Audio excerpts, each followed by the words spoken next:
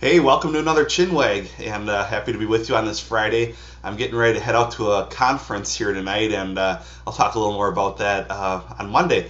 But anyways, I'm a pastor, and you know that already, but I've been a pastor for 15 years already, and I'm 37 years old.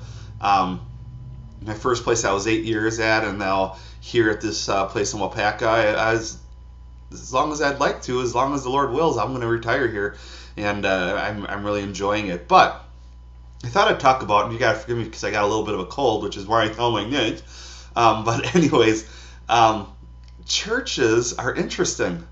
Did you know that already? It's not too profound, is it?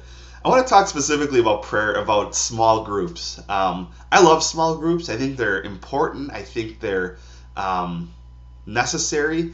The problem I have is when they become very intentional.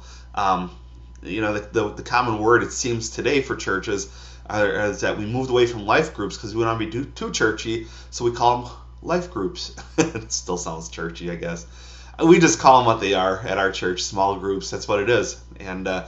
But there's a scripture here that says in Matthew 18:20, "For where two or three come together in my name, there am I with them."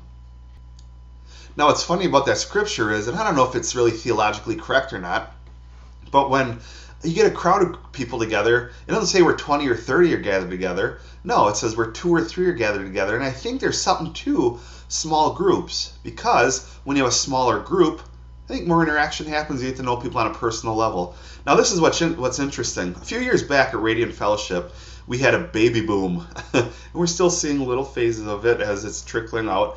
But literally a baby boom. And it was funny because you'd get people that would come out to women's ministry, and they would oftentimes just talk about, oh man, all the ladies talk about are babies and kids and everything. Or when I go hang out with this small group, all they talk about is babies and kids and parenting. And I'm thinking, yeah, every church goes through its phase, doesn't it? And who's to say when us that are going through the baby boom are 60 years old that there'll be another one coming along? I hope I don't say the same thing, that, oh, everybody's talking about babies.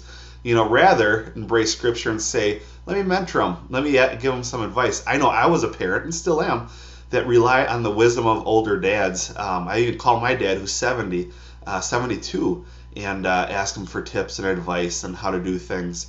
But, it's got me thinking a little bit, because why would we complain about these things? These are things that are to be celebrated. If it's taking a bend towards parenting, embrace that. Go with it. Even if you're not a parent, you may learn a few things when you're watching kids, or may have kids of your own down the road. I often say, for me to go in, for a person to go into a group that's a bunch of parents and say, oh, all they talk about is parenting, I just want to quit, find a different church, and move on. Would be like me saying, oh, I went to this cancer recovery class and I've never had it before, but that's all they talk about is cancer recovery and remission and stuff. Sounds crazy, doesn't it? The cool thing about a church, the cool thing about small groups, is that they should form organically. We do have men's ministry, we do have women's ministry, and honestly, there is some serious talk that happens in there. But a lot of it, I can just tell it's surface level, and it's fun, and it's good to hang out with people. But the groups that grow organically, the ones that just kind of form and that not everyone's invited to, those are the small groups that really are healthy, and I think where true discipleship happens within those groups. I think it's important for groups to form like that. Even if they form into a clique, per se, that's okay. Because we all have our own little cliques, I think, at some level.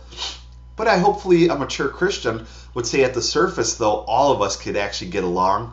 But the discipleship, the intense one-on-one stuff, that happens in these close-knit groups. I think they're to be celebrated, not put down. What do you think? info@that'snotmygod.com. Post your YouTube comments right here or on Facebook, and we'll talk to you soon. Bye.